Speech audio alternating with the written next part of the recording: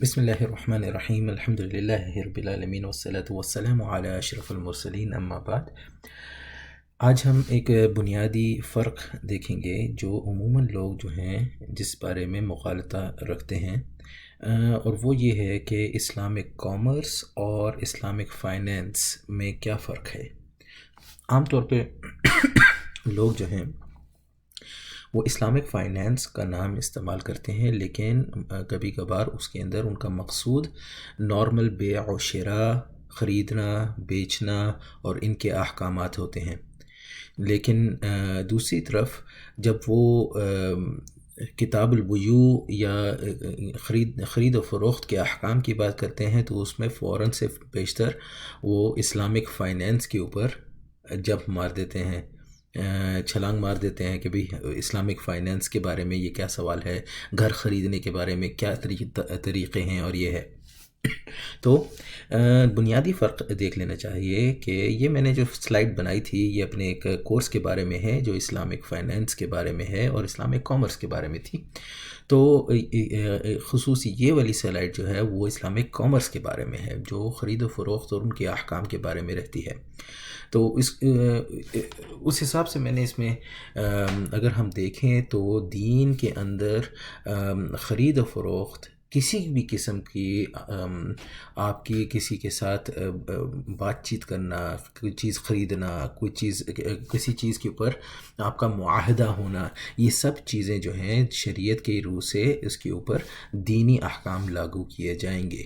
اور جب کسی بھی چیز کے اوپر دینی احکام لاگو کیے جائیں گے تو اس کی اپنی ایک فیلڈ بنتی ہے۔ یہ اسلامک کامرس کے اندر وہ تمام معاہدات اور وہ تمام آپ کے امور آ جاتے ہیں جس میں آپ نے کوئی چیز خریدی اور خریدنے کی بنا پر کیا لوازمات اس کے اوپر آئے، کیا چیزیں اور لازم ہو گئیں، کہ ان کے ساتھ کیا کیا جو ہیں شرائط آپ کی جو ہیں آٹومیٹکلی ان کے اندر بنیادی طور پر آ جاتی ہیں۔ یہ سب چیزیں اس کے اندر شامل رہتی ہیں۔ آپ نے دودھ خریدا، دودھ خریدنے کے لیے آپ کو دودھ کا جگ جو ہے وہ دکاندار کے سامنے رکھ دیا، آپ نے نہ اس کو ایجاب بولا نہ اس نے قبول کیا، رائٹ، یا اس نے آپ کی طرف نہ ایجاب دیا نہ آپ نے قبول کیا، اور آپ نے پیسے رکھ کر جگ لے کر باہر چلے گئے۔ تو اس کیس کے اندر، ایسی بات کے اندر، کیا یہ بیع جو ہے، یہ ٹرانزیکشن جو ہے، کیا یہ مکمل ہوئی یا نہ ہوئی؟ اس قسم کے سوالات اور ان کے احکامات رہتے ہیں۔ تو یہ اس کا فائنینسنگ کے ساتھ کوئی تعلق نہیں ہے۔ فائنینس کا تعلق ہوتا ہے کہ جہاں آپ کے پاس آپ نے کوئی ٹرانزیکشن یا کوئی بیع یا شراء کرنا ہے، کچھ خریدنا ہے، اور آپ کے پاس اس کے پیسے نہیں ہیں، تو اس کی پیسے کے لیے آپ فائنینس کریں کہ کسی اور طریقے سے اس کے لیے پیسے اکٹھے کریں اور اس میں پیمنٹ کریں، اور پھر اس کے بعد آپ جو ہے جو فائنینسنگ آپ نے مال کی فائنینسنگ کی ہے اس کو واپس آپ کس طریقے سے ادا کیا جائے گا، وہ قرض کی نوعیت بنے گی یا مضاربت کی نوعیت بنے گی یا وہ شرکت ہوگی کس طریقے کی ہوگی، وہ سب کچھ اسلامک فائنینس میں آتا ہے۔ آپ نے گاڑی خریدنی ہے، گاڑی خریدنے کے لیے آپ کے پاس پیسہ نہیں ہے، آپ اپنے دوست کے ساتھ مل کر گاڑی خریدتے ہیں، پھر اس کے بعد آپ کے اپنے دوست کا جو حصہ ہے اس حصے کو آپ خود اس سے خریدتے ہیں، اور اس میں ہر حصے کے اوپر اس کو ایک منافع دیتے ہیں۔ تو یہ ساری چیزیں فائنینس کے اندر آتی ہیں۔ لیکن اسی کے ساتھ ساتھ دوسری تمام چیزیں جو دین کی ہیں، جو کتاب البیوع میں سے ہیں، آپ نے کوئی چیز خریدی لیکن اس کے اندر آپ نے نقص پایا، آپ نے اس نقص کی بنا پر اس کو واپس کرنا چاہا، اب اس میں کیا معاملات ہیں، کیا احکام ہیں، یہ سب کچھ جو ہے کامرس کے اندر آتا ہے۔ تو اسلامک کامرس جو ہے وہ ایک براڈر فیلڈ بن جاتی ہے، اور فائنینس ایک چھوٹی فیلڈ بن جاتی ہے جو کہ سب سیٹ ہے اسلامک کامرس کا۔ عام طور پہ جب سوالات کرنے چاہتے ہیں تو وہ عمومی طور پہ اگر ہم کوئی فائنینس کی کلاس بنائیں تو اس میں دوسرے سوالات آ جاتے ہیں، اگر کوئی کامرس کی کلاس بنائیں تو اس میں فائنینس کے سوالات آ جاتے ہیں۔ تو انشاءاللہ یہ ایک چھوٹا سا ایک بنیادی فرق میں نے بیان کر دیا۔ اب اس حساب سے جب بھی کسی عالم کی طرف آپ رجوع کیا کریں اور آپ ان کو پہلے بتلا دیا کریں کہ جی میرا مسئلہ جو ہے وہ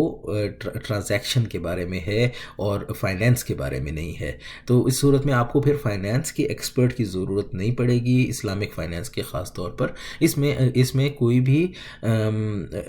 عالم، کوئی بھی جو ہے سند یافتہ عالم ہو جس نے کتاب البیوع کے اندر اپنا وقت لگایا ہو، وہ آپ کا جواب آرام سے دے سکتا ہے. یہ یاد رکھیے کہ اسلامک کامرس کی کتاب البیوع کی جو بنیادیں ہیں وہی استعمال کر کے فائنانس کی بھی ڈیلنگ بنتی ہیں. وہ ایک زیادہ ڈیپر اور زیادہ ہائر فیکلٹی ہے، زیادہ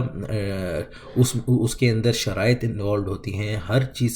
قسم کی شرائط اور ان کا آپس میں انٹر کنیکشن دیکھا جاتا ہے. تو اس وجہ سے اس کے لیے ایکسپرٹس علیحدہ رہتے ہیں اور عمومی بیوع کے لیے علیحدہ رہتے ہیں. یہ اور بات ہے کہ بھی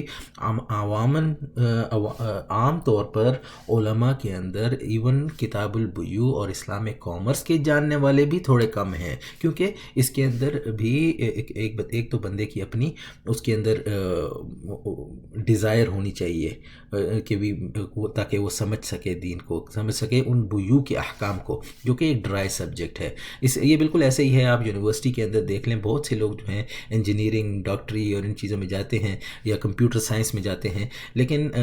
بزنس کے اندر جانے والے اور بزنس ڈیلنگ کے اندر جانے والے یا ٹیکس لا کے اندر جانے والے، اس قسم کی چیزوں کے اندر جانے والے بہت کم لوگ جاتے ہیں، کیونکہ وہ ڈرائی سبجیکٹس ہیں. اس کے لیے ایک ٹیمپرامنٹ، مزاج چاہیے اس عالم کے اندر ہونا چاہیے تاکہ وہ ان قسم کے چیپٹرز کو سمجھے اور بار بار ان کی طرف رجوع کرتا رہے تاکہ ان کے احکام اس کے اندر مستحضر رہیں. تو یہ ایک بنیادی فرق میں نے آپ کے سامنے رکھ دیا. اس کی بنا پہ جو ہے ایک فاؤنڈیشن بنتی ہے. جو بھی آگے اسلامک کامرس میں یا اسلامک فائنانس میں ہمارے ساتھ کوئی کورس لے گا تو ان کو معلوم ہوگا کہ کورس کے اندر کیا چلنے والا ہے، کیا ہونے والا ہے. جزاک اللہ، والسلام علیکم ورحمۃ اللہ وبرکاتہ.